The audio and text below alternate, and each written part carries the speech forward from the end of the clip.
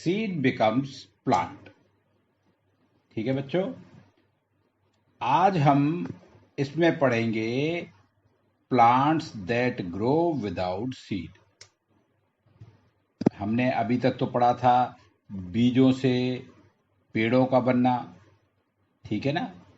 लेकिन प्रकृति में कुछ पेड़ ऐसे भी होते हैं जो बिना बीज के ही पैदा होते हैं, पेड़ के और किसी अंग से पैदा होते हैं। जैसे आपने देखा गुलाब जो है वो उसकी कलम यानी तना लगा दो तो डेवलप हो जाता है, उसको बीज की जरूरत नहीं होती है, कलम काट के लगती है कि नहीं। ऐसे ही कुछ पेड़ ऐसे होते हैं जिनकी पत्ती से ही नए पेड़ का निर्माण होता है, ठीक है ना। चलिए हम पढ़ते हैं। ड्यूरिंग रेनी सीजन, बरसात का सीजन अपना चल रहा है ना। हाँ, ये जो बरसात के सीजन में क्या होता है, you must have seen sprouts, या जिसको बोलते हैं germination, on the surface of the potato kept in your home. बरसात के मौसम में हम जो घर में आलू इकट्ठे करके रखते हैं, ठीक है ना, उसको अगर आप गौर से देखोगे तो आलू में छोटे छोटे से अंकुर निकलने लगते हैं, जिनको हम बड्स भी कहते हैं या इसको हम पटाटोस की आई भी कहते हैं। ये एक छोटा सा चित्र मैंने यहाँ बना रखा है। इस चित्र में आपको एक आलू दिखाई देगा, आलू पे छोटे छोटे से ये आई या बड्स भी दिखाई देंगे, ठीक है ना। If we bury this potato in a pot containing soil, a potato plant will grow from it।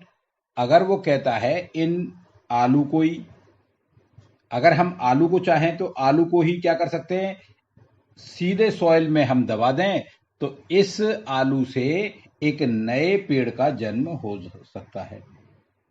अगर चाहें तो हम ये जो बड है इसको काट कर भी लगा सकते हैं, इतना हिस्से से भी एक नए पेड़ का निर्माण शुरू हो जाएगा, ठीक है बच्चों। तो यहां पर ये जो आलू था उस आलू से नए आलू का जन्म हो गया, ओके। अच्छा, फिर वो कहता है सिमिलरली, इसी तरह से, if we put a leaf of bryophyllum, जिसको अपन बोलते हैं पत्थर चट्टा, ठीक है, in a pot containing soil, then a new plant will grow from that plant leaf. ये ब्रायोफिलियम की अगर पत्ती को हम एक ऐसे पॉट में जिसमें क्या हो, सॉइल हो, उसमें अगर हम इस पत्ती को डाल दें तो एक नया प्लांट जो है वो पैदा हो जाएगा। किससे, इस प्लांट लीफ से, यानी पत्थर चट्टे की जो पत्ती होती है वो एक नए पेड़ को जन्म देती है। देखो ये चित्र में दिख रहा है ना, ये पत्ती है और इस पत्ती को हमने पॉट में रख दिया तो देखिए इसके एक एक कोने से, इसको हम कक्ष भी कहते हैं, यहां से एक नए पेड़ की उत्पत्ति हो गई। देखो ये नीचे जड़ दिखाई दे रही है, ये तो इसकी रूट हो गई, ऊपर पौधा, यानी पत्ती से ही पौधे का निर्माण हो जाता है, ठीक है। इसको कायकी जनन कहते हैं, बॉडी के किसी भी हिस्से से काया से ही जनन हो जाता है, यानी एक नए चीज का जन्म हो जाता है, ठीक है। अब वो यहां पर एक तीसरा चित्र दिखाई देगा, ये एक पेड़ है, इस पेड़ में ये किससे बना है, चिकपी, चिकपी यानी चने का एक वो है पेड़ है, चने का एक दाना है। इस दाने से आप देखिए दो हिस्से में ये गया, एक तो हिस्सा नीचे गया है और एक हिस्सा इसका ऊपर गया है। तो जो ऊपर वाला हिस्सा है वो कहलाता है प्लीम्यूल, ऊपर वाला हिस्सा जो होता है वो होता है प्लीम्यूल, और ये प्लीम्यूल पेड़ के तने को का निर्माण करता है, ठीक है। प्लीम्यूल क्या बनाता है, पेड़ का तना, जबकि रेडिकल जो है नीचे वाला हिस्सा जो होता है वो रेडिकल कहलाता है। और रेडिकल किसका निर्माण करता है? रूट का निर्माण करता है।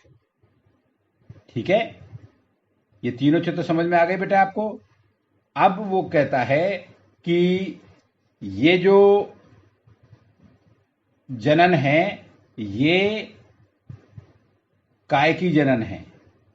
ठीक है, बॉडी पार्ट से पेड़ के उत्पत्ति की कहानी है ये। ठीक है, अब हम इसके डिफिकल्ट वर्ड देखेंगे।